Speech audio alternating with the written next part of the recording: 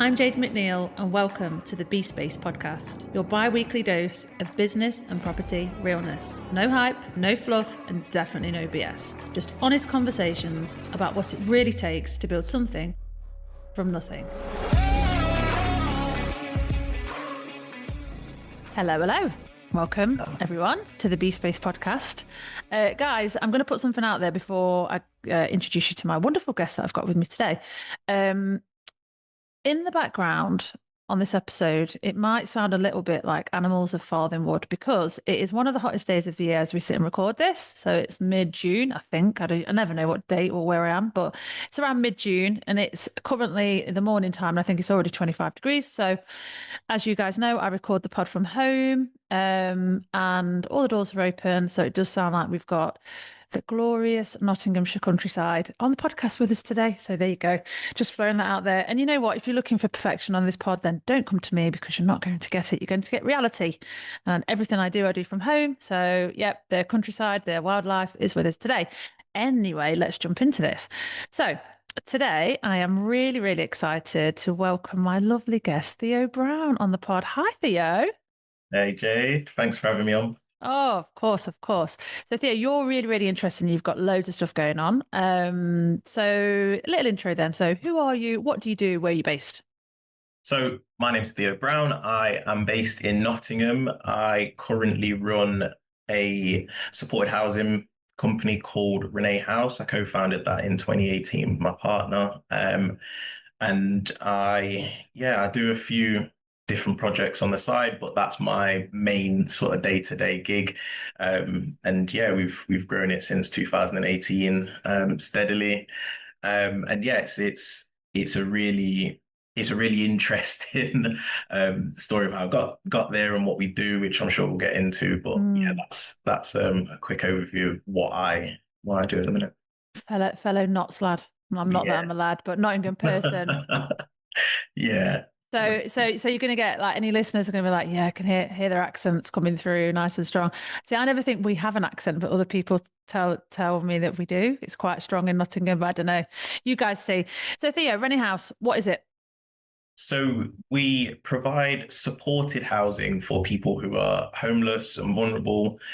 So we have a team of support workers that go out and will help people across a range of different areas. So it might be stuff to do with they might be ex-offenders or have issues with substances, may have mental health issues, physical health issues, or just generally need help with getting a roof over their head, getting themselves settled in order to move them on into more sustainable long-term accommodation. So it's ultimately a short-term sort of stepping stone for them to improve their lives coming out of a crisis situation onto more stable footing, because as we're all aware, the situation with housing is really difficult. You've got the finances that people are seeing in their bank accounts are not great, and it's obviously affecting the people who aren't living comfortably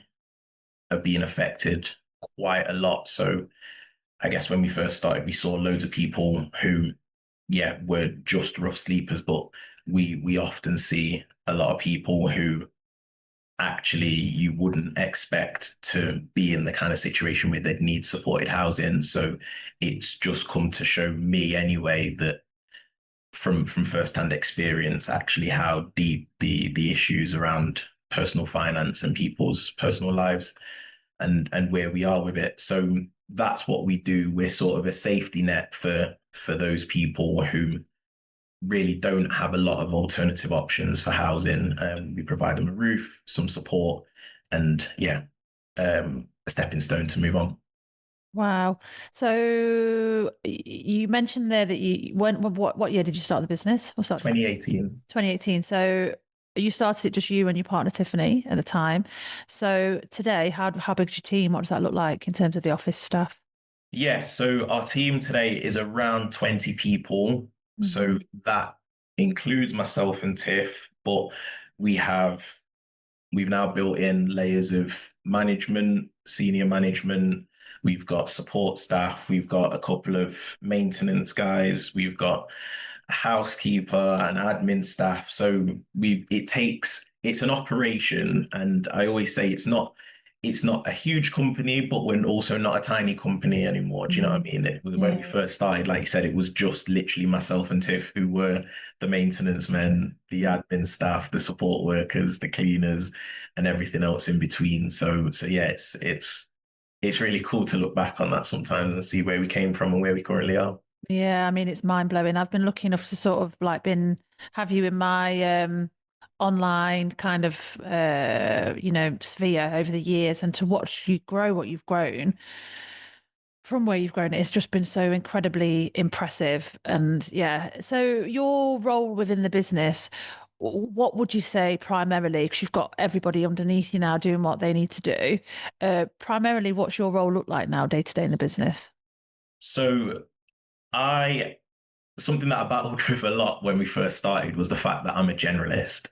So I always saw that initially as a weakness because I didn't really have a specialty. But I think one of probably what I've grown to learn, appreciate, and really understand about myself is that I have a really good general understanding of every area of the business. And I can talk knowledgeably about every area of our business. My main focuses, though, are on the back office things. So all the kind of boring stuff that needs to happen in the business that people don't necessarily see. So when you're talking about like finance, you're looking at like the property legislation and making sure that we're all good with all the council. Um, thinking about things like insurance and um, just managing all of the sort of back office functions and creating at the minute I'm working on a bit of a project to um, overhaul our moving process. So it's automating that and making it as digital and as automated as possible. And I love getting into the weeds of like automation and processes and doing all that kind of stuff. So yeah, making the business hopefully run better. Mm. And yeah, like I said, mainly it's managing finance and doing a lot of the back office functions. So, if I was to summarize what you've just said, you love an Excel spreadsheet. I love an Excel spreadsheet. I'm that guy. Yeah. You're that guy, aren't you? You're the Yeah. person I look at and go, no, don't get it. I'm already distracted by something creative over here, like I don't get it. But no, in all seriousness, like in every business, you need a Theo. You need a Yeah. Theo that is detailed, that is, buzzes off an Excel spreadsheet because to get to the size that you've got to, you can't do that without that. So yeah, it's always really interesting to know like where, because like you say, you generally, over everything, but actually, what do you really enjoy in Excel in the business? And it's the numbers, it's the number crunching and the finances and the projections. So your background then, Theo, because obviously this is quite it's not a niche business as such, but how did you get into it? Like, what was your background prior to this?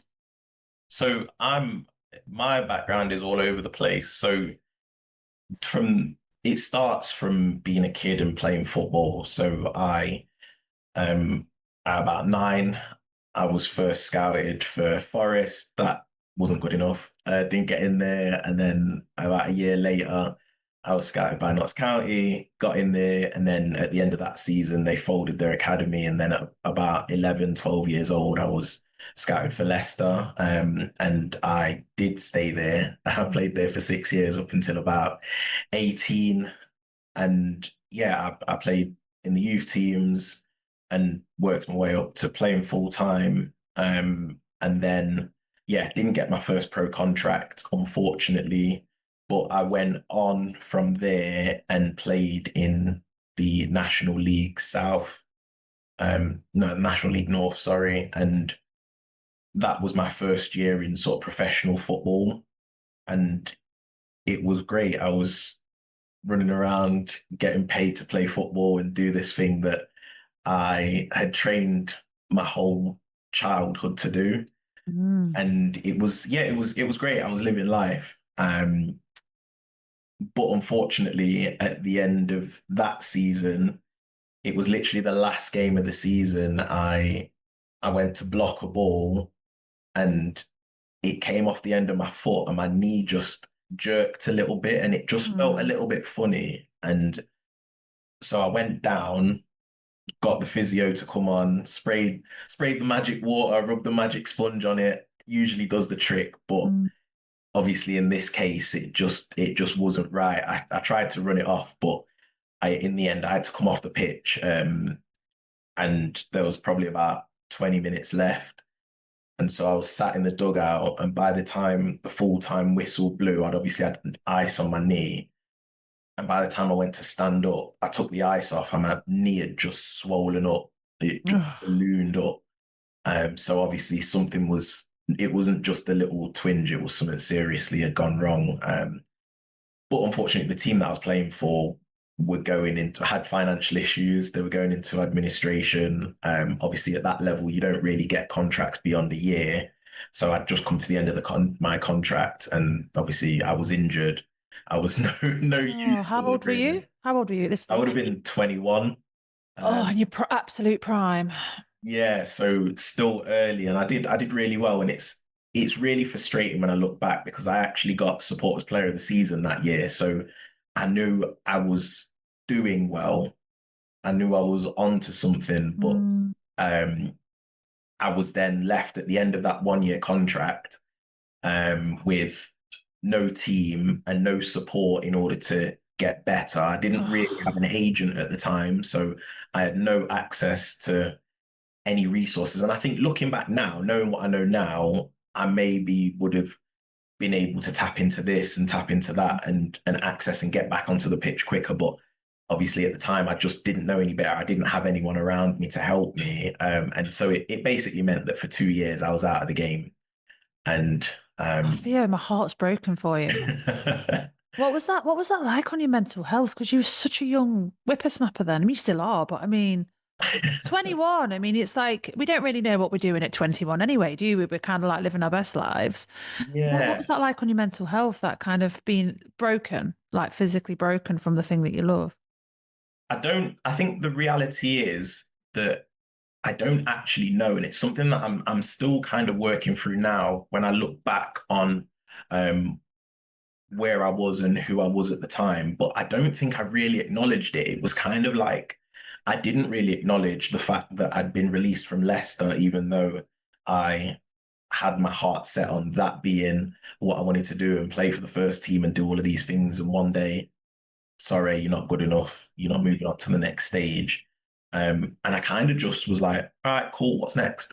And then it was the same thing when obviously I got that injury a year or two later. It was just the same thing. It was just like, okay, I can't play football. So what's next? And I literally realized I can play. And the next thing I did was I went into my old secondary school um, and just started volunteering as a Mm. PE teacher. Um, and then I eventually got a job there as a TA. So I worked there for like 2 years. Um, I What did. for nothing? Oh, no, as a Oh, TA. yeah, Yeah, yeah, no, I went in voluntary for a couple of months yeah, because I knew I got to know the teachers, and obviously I'd been a student there only 3 or 4 years earlier. yeah, yeah. I got on with everyone, and then yeah, I ended up getting a paid job for a couple of years. Did the same thing at Forest. So because the school that I went to was literally 5 minutes walk from the Nottingham Forest training ground, Mm. after work one day, I kind of thought I was thinking about.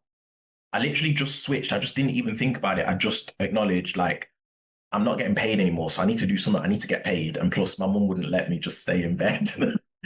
um, Playing but Mario. It's like, no, you got to yeah, get up, Theo. yeah. So she wouldn't let me just do it. So yeah, I don't know. I just got on with it. Went into Forest, sat in the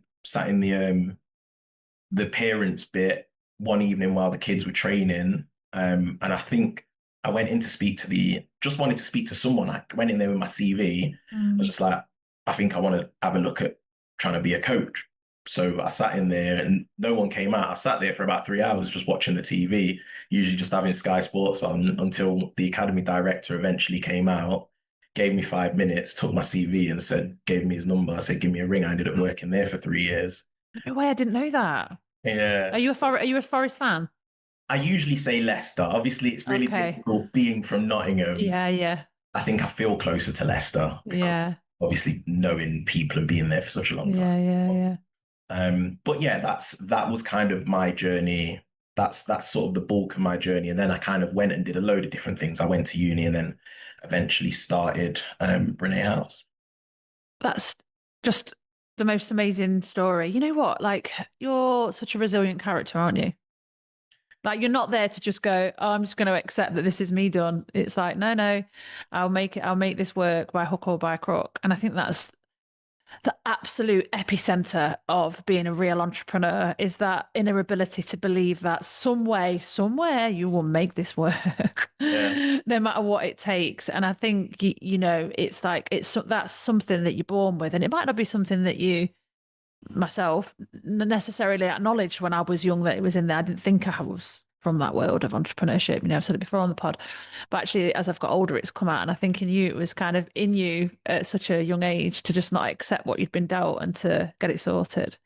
You know, and it's really special. So, like Rennie House, then yeah, how did that actually come about? So, take us to the next stage of the story.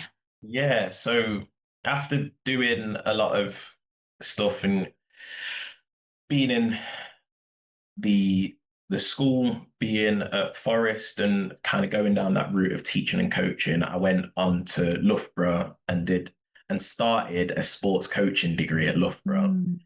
Um, It's really famous for sports there, isn't it? At Loughborough yeah, Uni, like yeah. really famous. Yeah.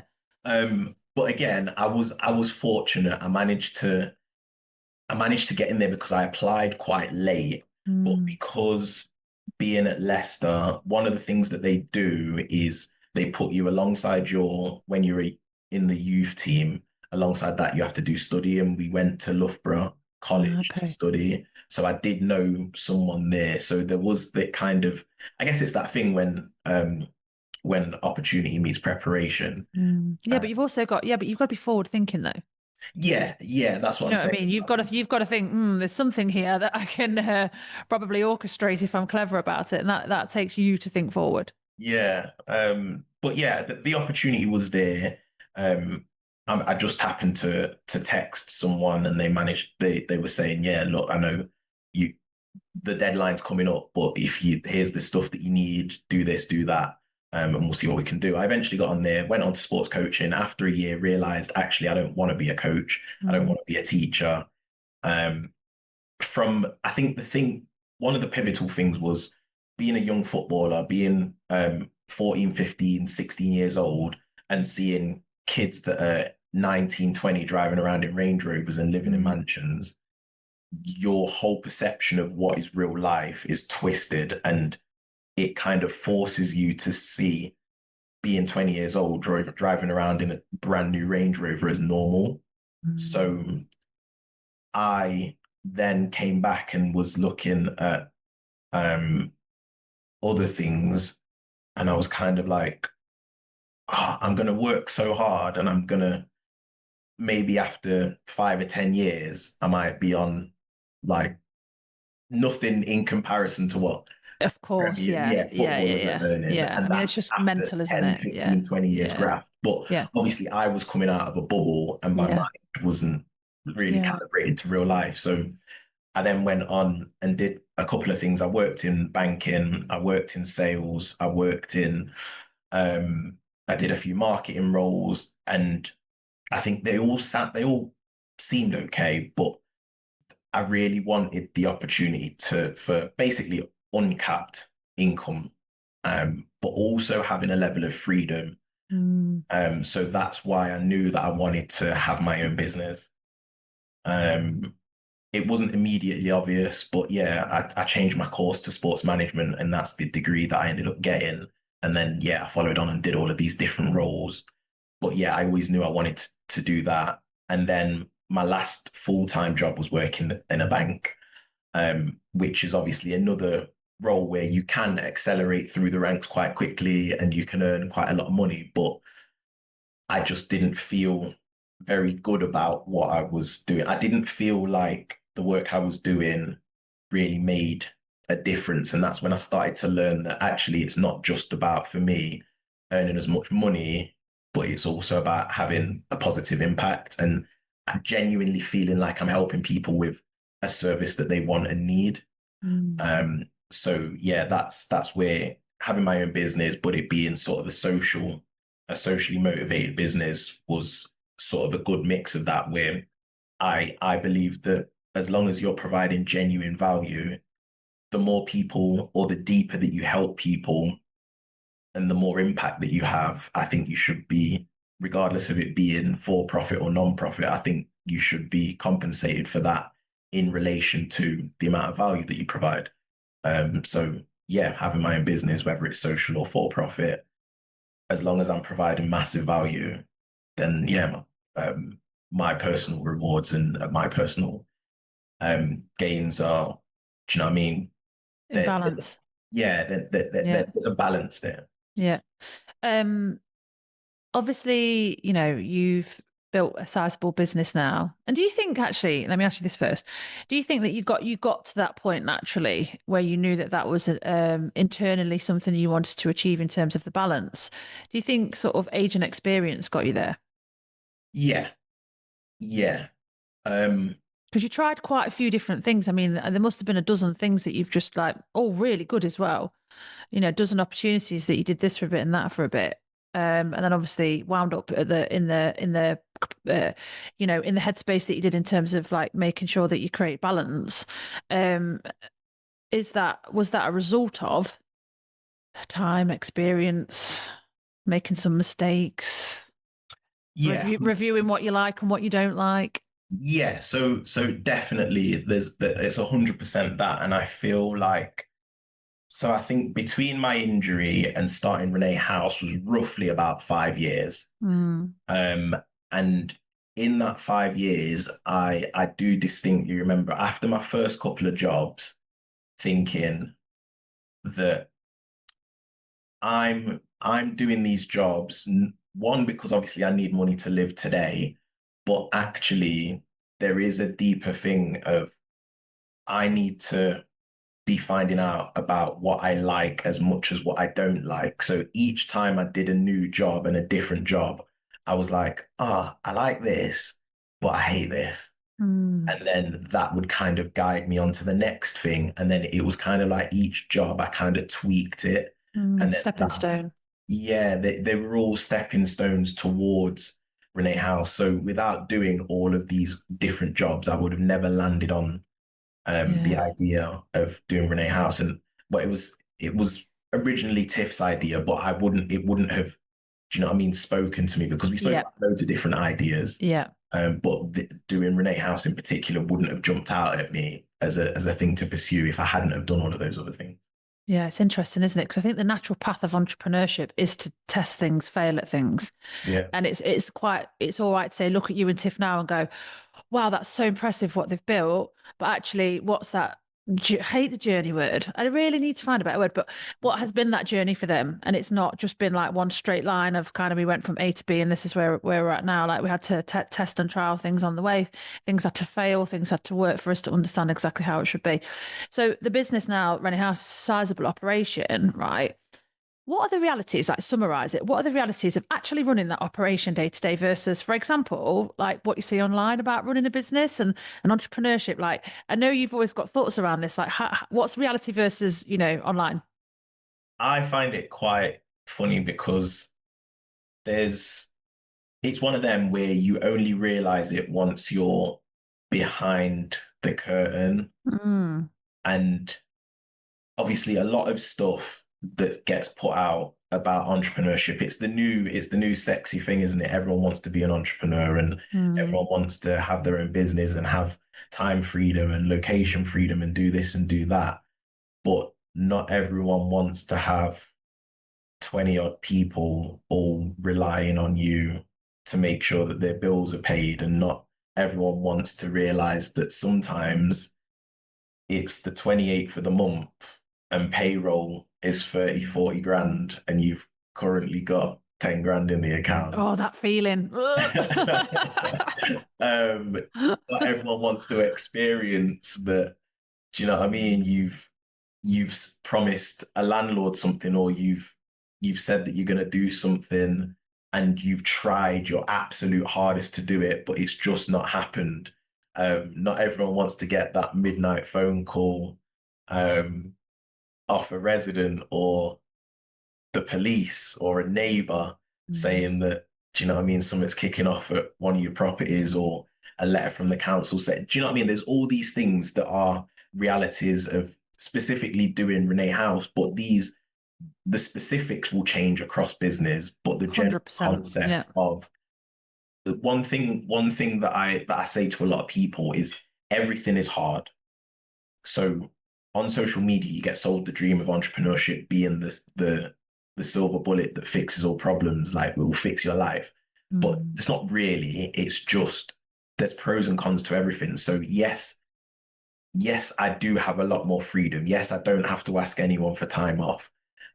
Yes, I am in control of my earnings, or I at least have the most influence on my earnings that I can have. And yes, there's all of these other things, but actually, sometimes, like, I met a mate the other day, and I look at him, and he's in a job, and I kind of look at the thing of, if you're in a job where your money is secure, you know you're getting it, you know exactly what you're getting every single month.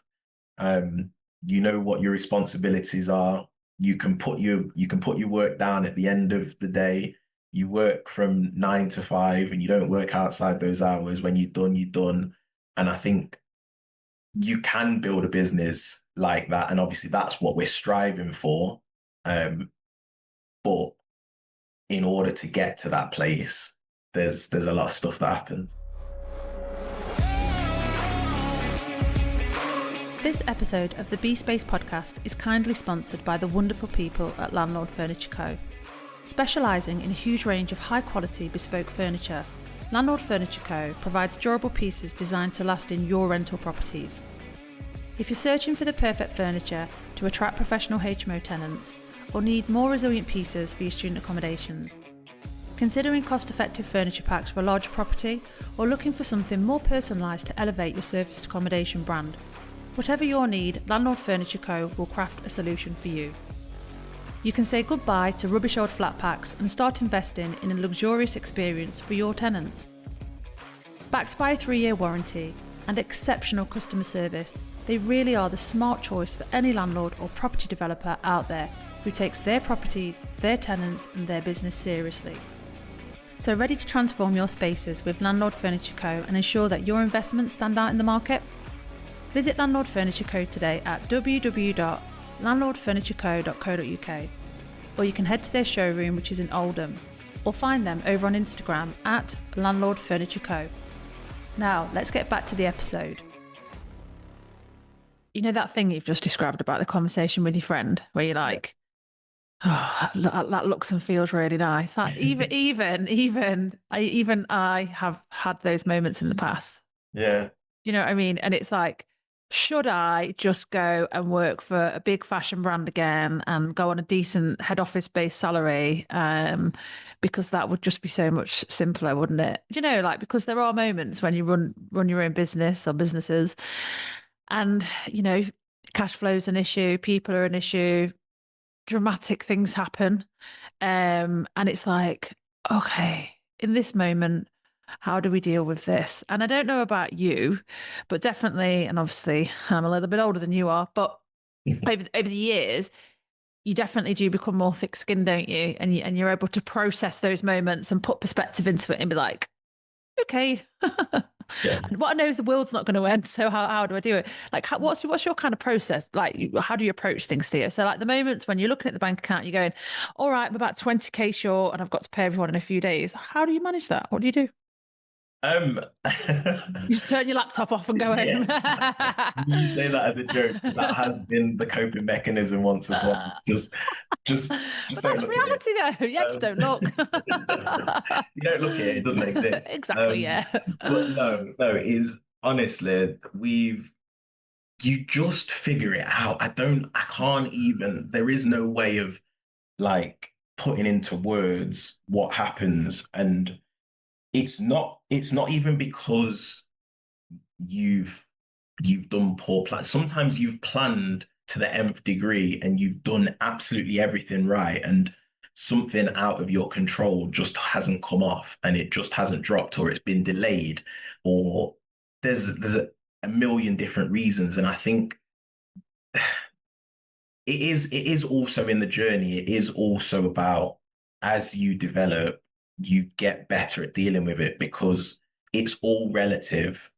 In our first year, if we had a situation like that, we were probably talking, we might have been short a couple £100 or a grand or something, but you'd find that anywhere. Like if we're in that situation today, we turn over seven figures a year. So that it's ultimately it's the same issue, but it's just a few more zeros on the end. But because you've grown with it and you've dealt with it at this stage, and then you've got to a new level and you've dealt with it at that stage, and then you keep progressing. So me 7 years ago, looking at the stuff that we're dealing with today, Mm. is I would be like, no chance, that's not me. I could never do that. Mm. But you don't just go from 7 years ago Theo to today's Theo. There's everything that's in the middle that has created the resilience and the calm of mind to be able to not panic and deal with and do what needs to be done. Again, I just think you sound like super resilient. Um, so you mentioned, well, we've both mentioned Tiffany, your partner, a couple of Yeah. times. So I think this is really interesting. Like you've built this business up together side by side. You're like yin and yang, you two. Um, but what's it really like building up such a like operation with your other half? What's the realities there, Theo? Come on, let us in. Um, Yeah, honestly, that it going on the again going behind the curtain of that as a reality is it's not easy. It's not easy. Mm, If you ask Tiff, and she'll say the same thing.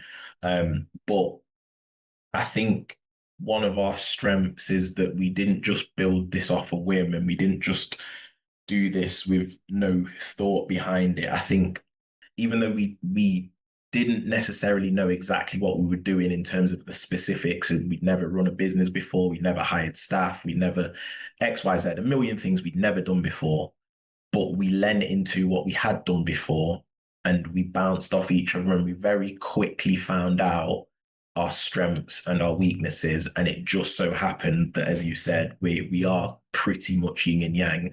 And I said it for a long time at the start when we were beginning is in order for us to get started between us, we knew enough. And we had the capacity to do enough just to get us to the next step.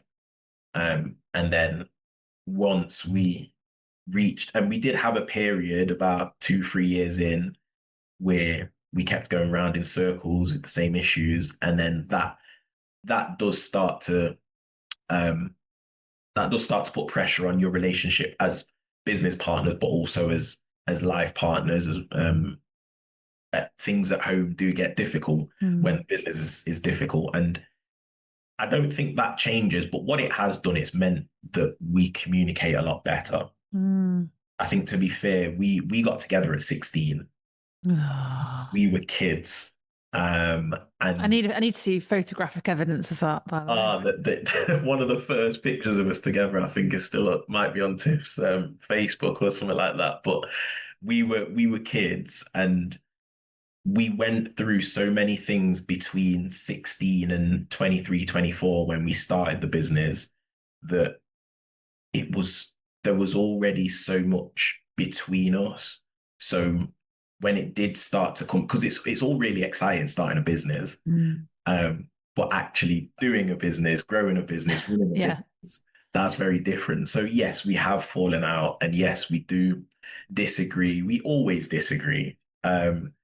But I think one even yesterday we were having a conversation. It was just like we we go back and forth and we do that, but then it's then stepping out of that sort of elevated discussion, that Mm. passionate discussion, and coming back and stepping out and just saying, look, we're both on the same team. We're both Yeah, trying to yeah. achieve the same thing. I love you. I'm on your side. Um, we just need to figure out how best to do it, because the issue is, because we're yin and yang and we're opposites, it means that quite often I'm trying to approach an issue one way and she's trying to approach it from the other side. But we're coming at it like that, but both trying to get to this middle point. Yeah, yeah. So she's seeing 6 and I'm seeing 9. Mm. I get it totally. Obviously, my other half, we cross over a lot with what we do across the businesses. And yeah, particularly with projects, sometimes when we're in the thick of it, the evenings can be interesting over dinner when we're disagreeing on things like, you've not sent me the tile spec, and I'm like, I have sent it 2 weeks ago. No, you haven't. Yes, it's on your phone. Like those sort of like, am I really having this conversation after a really long day? So yeah, and I think it is like, we've definitely had the conversations in the past of, okay, well, you're the builder, so you're very much in charge of the build. So what you say goes. I'm the designer, so let me do that job. And then Yeah, if that happens together, it'll be magical. yeah, But it yeah, takes a bit of time, doesn't it, to kind of get that equilibrium between you both. Um, so Theo, so something really exciting. So obviously you've painted the picture of kind of like where it began, where René House is now. You're kind of doing a sort of a 360 back into sport, aren't you? But in a very different capacity. So tell us all about your new coaching program that you are just about to officially launch. What is it and who's it for? yeah. So this is a project that I think has probably been in the back of my mind before, yeah, definitely before I started René House.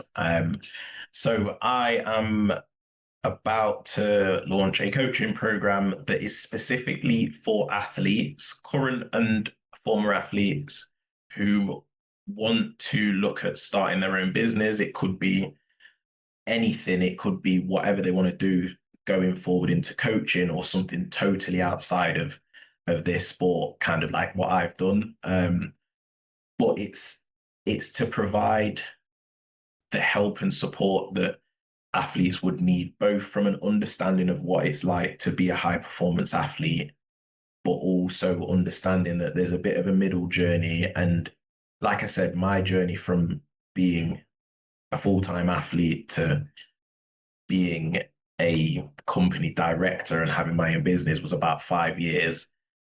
And that was unguided. That was just figuring stuff out by myself. And I know, and it comes back to, again, being able to provide a service and value to people with things that they genuinely want and need. So if someone is in that space where they're either currently playing, or they've got one eye on retirement, or one eye on supplementing their income, then you can figure it out yourself. And like I said, that's what I did. But sometimes it takes a lot of money, a lot of wasted money, and a lot of time.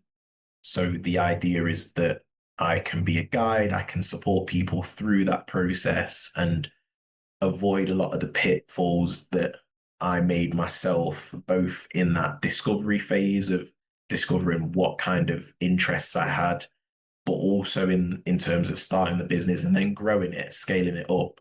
So it's that whole spectrum that, yeah, it's using my experience and helping players to go through that. Yeah, so it's like the ultimate fast track, isn't it? Yeah, So it's like, you want to start a business, you're going to hold somebody's hand, fast track them to get them from, there to there. With your sports people players, like on average, what sort of, let's talk about footballers, yeah. average retirement age? So you'll get players that really will go into the early 30s. Yeah, I mean, it's nothing. Yeah, I didn't start really doing B space until I was like 32, I don't think. yeah, Like yeah, like that's so young. And like educate me when you're kind of in the sports industry and you're in the thick of it. Is there any preparation that they're gearing you up for when you're in the thick of it? Or is it like, cheers, thanks very much, see you later? no, it's from the players that I've spoke to, it's limited. It's definitely not a key focus. And I think the issue is that you have, even if you were just to take Premier League down to League Two, so the sort of professional football teams, 92 of them, you've got thousands and thousands of players who are going to be leaving the game at the end of every single season because Mm. obviously in the newspapers you hear about 5-year deals for hundreds of thousands of pounds a week, but that is a very small subsection of players who manage to get those contracts in the Premier League. If you're outside of the Premier League, then that's just not a reality. And obviously, most players are going to be, even if you do reach the Premier League, you might get there for one season or two seasons. So very few people will sustain a career at that level. You'll be playing, most players will be playing in lower leagues and not earning that. So from the players, like I said, that I've spoken to, there there hasn't been any overwhelming evidence of a real focus on real structure to help players. So I think individual clubs may do something, but there isn't a holistic approach to Yep. supporting players at any stage. And this is also looking at youth players that drop out of the game, players that all the way through. You look at Ronaldo, who's playing at 40, but again, that's an anomaly. Mm.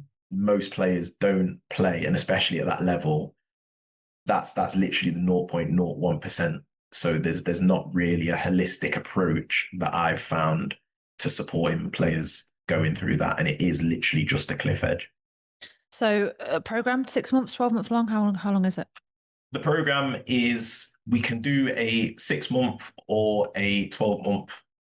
Okay. So, Um, so talk us through it then, Theo. So if somebody's with you for 6 to 12 month period, what happens? What do they get? so so what I do, the first couple of sessions is always about find out where someone is because there's no point putting someone through the whole thing if they're at a different stage. And like I said, I'm going through that whole process. So if someone is a player or an athlete in any sport and they just have the idea of wanting to start a business, then great. We would go through a couple of stages where we'd look at what are your current strengths, what are your interests, and then looking at how those can be translated into business acumen, what kind of businesses would suit you, because there's loads of different businesses, loads of different types. So we would go through that and really find what best suits.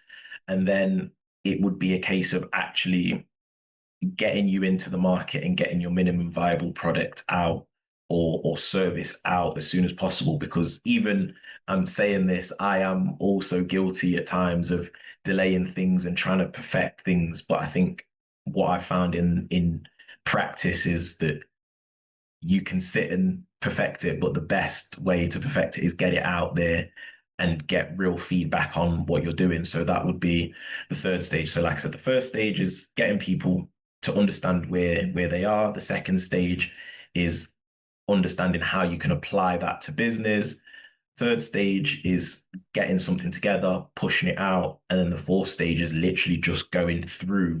You're at that point where you're going through it, constantly tweaking, improving, upgrading it, and growing your business. So it would just be a case of on an initial conversation, seeing where you are on that spectrum and jumping in at that point and providing whatever support is necessary.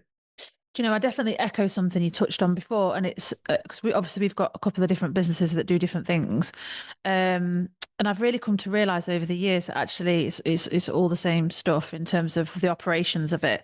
Yeah. Like you still need to have the systemization, which is something you I'm assuming you're working on your coaching program. You know, building out your systemization, your automation, having your P&L in place, having your forecasts in place, having your HR in place, like all that stuff. Whether you're selling buildings, tins of beans, fashion, whatever. Yeah. It's the same stuff, isn't it? You still need Yeah. that power team. You still need that core team. You still need those Excel spreadsheets. You still need to understand the market. You still need to have a strategy. It doesn't matter what the product is. So, like, that's what you're saying. Like, your program, I'm going to give you those skills. I'm going to Yeah. give you that so you can go out there and you can launch, and I'm going to fast track it. And actually, Thea, I think taking that holistic approach to somebody is really, really powerful because that was something, obviously, you know, I've got a mentoring program that's for females that do property developing. And when I started that like 5 years ago, I looked at the property development industry and was like, well, everyone's just teaching you what a good deal looks like. And that's great. And we do obviously need to understand the numbers. But what we buy asset wise and where we buy it is about what the person's got going on, how much time they've got available, not just money, like how much headspace, where they want to be in 5 years, like what they enjoy, what they're strong at, what they, you know. So I took that holistic approach and it's worked beautifully every single time because everybody's different. Mm. Everybody is different. Are you excited to kind of, get back into the sporting world, but slightly more experienced and coming from a place of I've nailed it now? Um, I would never be. I think, yeah, I would never be able to say I think I've made it, but No, nailed it. nailed it. Yeah. Um, No one's made yeah. it.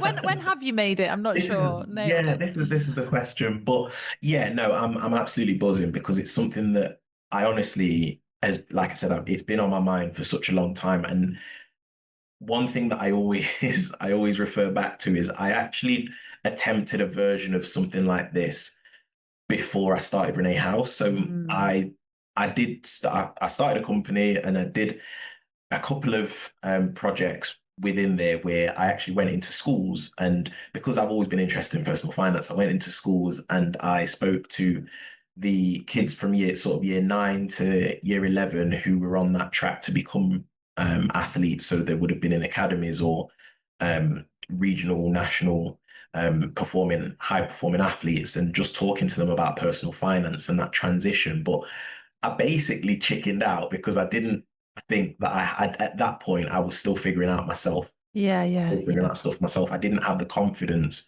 to go in and be telling people about their own personal finances and trying to teach people because I didn't feel like I yeah. had that. So it was literally a case of, you know what, I do want to do this, but I want to be able to walk into a room and stand in front of a group of people or have a one-to-one with someone on that coaching and really have the confidence to say, look, this is from my experience, not from my theory and from my research, from my experience. This works well here. This doesn't work. Maybe try this, maybe do that. Because again, it's being authentic and real and being genuine with people and not trying to, yeah, come with hype and just tell people what they want to hear. I think that was really important to me. So I'm really excited to have sort of set myself a challenge of saying, go away, get some evidence, make it work, and then come back and do it. And that's basically what I've done. So yeah, I'm buzzing. I can't wait to get started. You know what? You're going to find it so rewarding as well. You know, when people start building and they're getting results and you see them personally growing and growing the thing Yeah. that's like, supporting them, supporting the families. I had a moment at one of my events in October where one of the women I was working with, Salam, presented her business and knowing where it's gone and over the past 12 months, and I just felt really emotional. And I was like, oh, I'm helping her do this, and this is incredible. Like, wow, I'm really proud of myself for being a part of that, part of that journey. And I just know that you're gonna get that. So if somebody is, sat on the fence of entrepreneurship and is thinking, oh, do I dip my toe? Do I do like what would your sort of core bit of advice for someone at that stage right now? What would that be? So it would be basically along the lines of the 4 steps that I outlined earlier is figure out where you are, think about what your current resources are, your time, your skills, and your money. What do you have? Um, Go through and use those. If you've got loads of time, but not a lot of money, that's going to lead you down a certain path. If you've got loads of money, not a lot of time, that's going to lead you down another path. Mm, If you're really experienced and you've not really got time or money, that do you know what I mean? Those 3 resources, you basically need to have a real and honest conversation with yourself about those. You then need to see what that opens you up to in terms of your opportunities, and then you need to get started as quickly as possible. Um, and that is basically the 3 of the 4 steps. And then the 4th step is just, do you know what I mean? Go round and tweak and improve and mm. grow. But yeah, I would say first and foremost, you need to really think about what do you already have in terms of your resources, time, skills slash experience and money. Amazing. Theo, I have absolutely loved our conversation today. I could talk to you all day about stuff. I really, really could. I think you're such a lovely, genuine, kind, lovely guy. And I think whoever is lucky enough to work with you on a one-to-one and you coach them is going to genuinely go off and do so well. So thank you so much for coming on the podcast today. What you and Tiff have done over the years with René House, how you've really become a beacon in that particular part of property development world of best practice and what real legitimate business looks like. It's just, I can't even summarize how much respect I have for that, and others do as well. So congratulations on everything you've achieved over the years. You are wonderful. If somebody wants to find you, Theo, how do they find you? Yeah, so thank you, first of all. I am most active on LinkedIn.